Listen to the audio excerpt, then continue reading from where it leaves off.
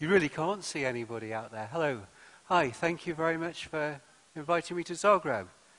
Have you ever had that thing where you wake up in the morning, you've been thinking about something, and it's been troubling you, and in the 6 o'clock in the morning you have a flash of inspiration, and you grab hold of a notepad and scribble it down? I did that last weekend. I'd been thinking very carefully about what I wanted to say to you. I wasn't quite sure how I was going to start it.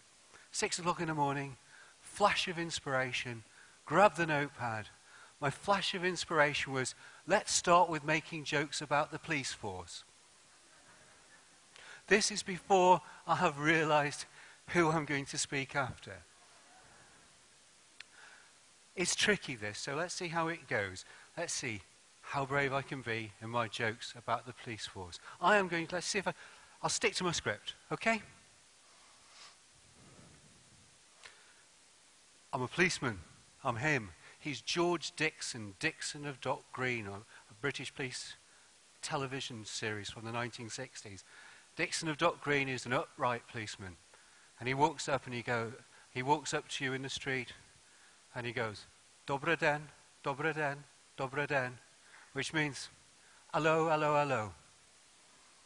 That's how I was going to start, but now I scrapped that idea because we've just heard all about the Zagreb police force, so we won't start like that.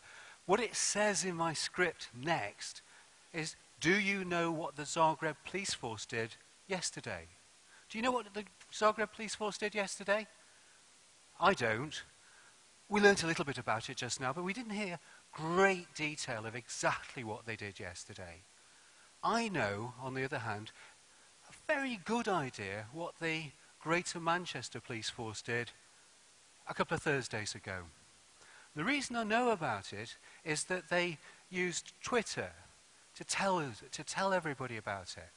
They decided that for a period from 5 o'clock in the morning to 5 o'clock the following morning, every time a member of the public telephoned them, they would tweet about it.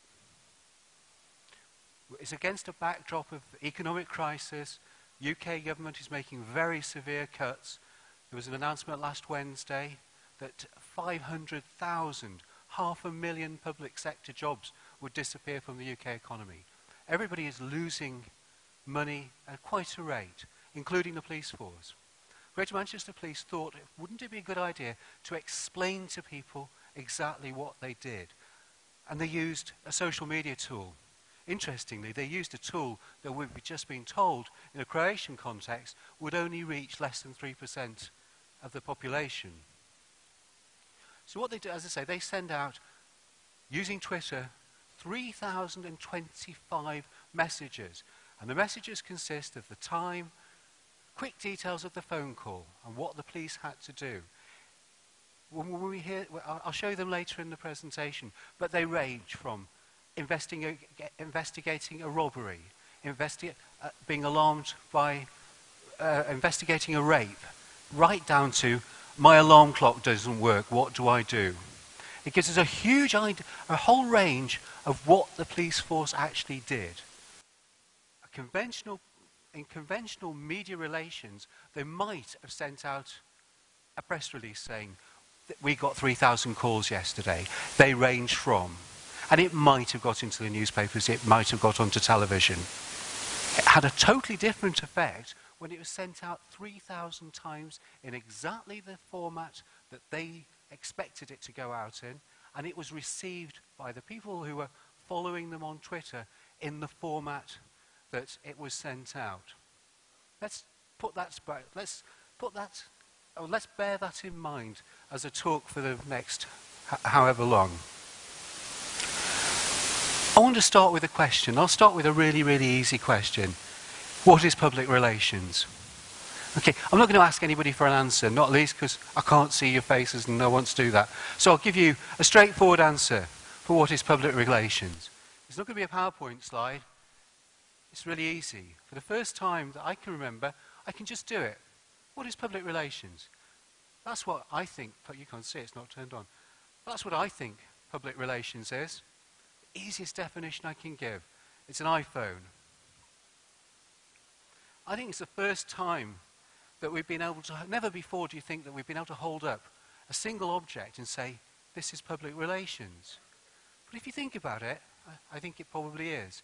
I can find out all I want to know about the world using my iPhone.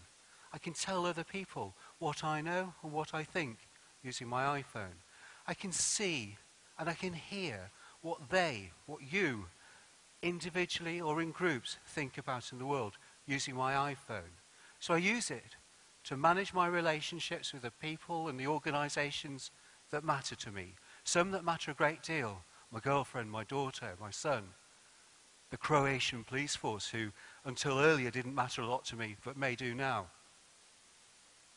And I use it to create my own reputation, all the little things that people know about me, and I use it to understand the reputation of others. And as I say, more importantly, I use it to shape as a communication channel, or in fact a whole range of different communication channels that shape my relationships with the people and organizations that matter to me. I don't think there's a better definition of public relations than that, is it? Managing reputation, managing relationships with the people that matter to me. And they may be good, they may be bad. They're my stakeholders.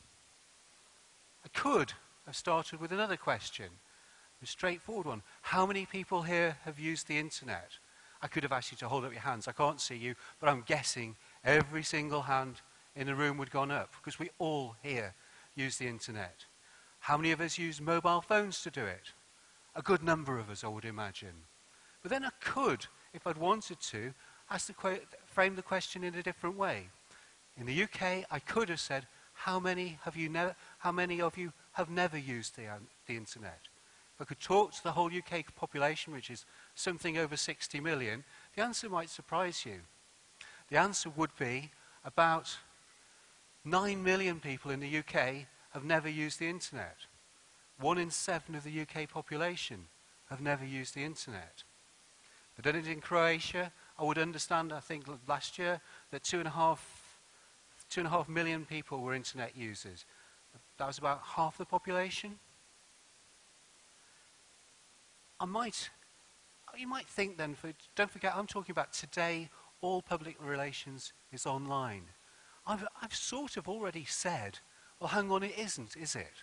I'm saying, you might reasonably say to me, if all public relations is online, what about the half of the population who don't use the internet? The UK statistic came out of part of a publicity campaign for a television programme that was trying to get people to use the internet more. My Croatia figures came, of course, from the internet. And of course, my figures, even the ones I'm going to show you, are way out of date because we live in a very fast-changing information world. But if we look at briefly at the sort of statistics of the number of people globally who are using the internet, using Skype, 590 million people. Facebook population of 500 million, bigger than the population of Europe and pretty much bigger, almost as big as the population of Europe and the US together. Hotmail, 360 million. Yahoo, 284 million. Gmail, 173 million. Right down to a whole list of much smaller providers. A significant number of the world's population, and certainly of the European population, are using these social networks. But I'm not arguing that online is the only way to reach our stakeholder groups. It clearly isn't. But I am arguing that online is part of all public relations. We cannot do public relations in 2010 without taking into account the internet. More importantly, without having online communication as an absolutely integral part of what we do. I'm talking about a new sort of PR, a new public relations or relationship management reality, where the media has changed, where everybody is a content provider. If we looked at the figures here, our big figure, Facebook, 500 million people. Nobody goes on Facebook without creating content. It would be even sillier than going out and buying a mobile phone and then giving nobody your phone number and not phoning anybody. You have to create content to take part in Facebook. And that is the new media. Everybody is creating content and doing things all day long that create content for the internet that are being shared with other people. And when those people, some of those people who are creating that content influence our decisions. It may be our close friends, it may be political leaders, it may be rock stars, it may be fashion leaders, or it may be just the person that you turn to for advice. I'm thinking of buying a new computer. Which one do you recommend? I'd like to buy a new dress, do I look good in this dress? They are online thought leaders. And some of those online thought leaders will spot problems and issues, the things that create publics, before you do. They will, indeed, if you are an organization now, you'll realize that people demand that you create content. You can't just sell something or give something to somebody or provide a service. Today, people expect to engage in conversation with the brands. They expect you to give a little bit more. You don't have simple transactions. But at the same time, and this is a real difficulty for us, although online is everywhere, although we expect engagement all the time, even our most loyal users and supporters, our wives, girlfriends, husbands, daughters, mothers may well come into that group. And certainly our football teams do, or our police force, dare I say it. Even our most loyal users and supporters scarcely ever think about us. So we have these things of an ongoing relationship, but one that we always have to work on.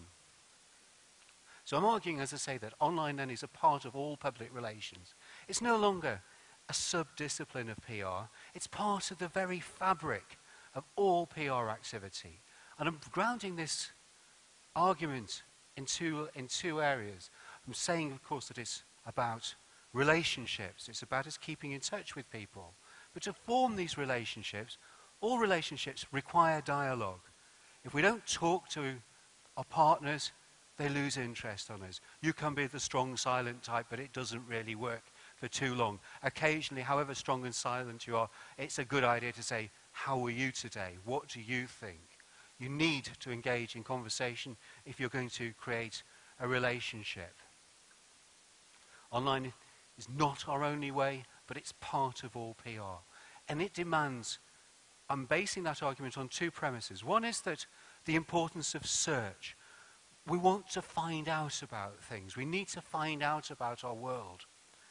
And if we're doing public relations, we're doing communication, managing our relationships, we have to understand how people find us. How do they want us to talk to them? How do they want us to present information? And somehow or other, we've also got to compete. We've got to have a visibility on this complicated stage. If I decided I'd come to Zagreb, I've never been to Croatia before, what did I do to find out about Zagreb? Well, I'm sort of old-fashioned. I really like books. I bought Celia Hawkesworth, Zagreb, A Cultural and Literary History.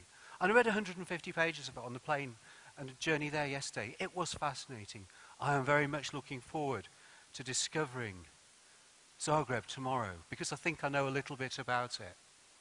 So I did something old-fashioned. I did old traditional media. I bought, in the parlance, I bought Dead Tree version. It was written in 2006.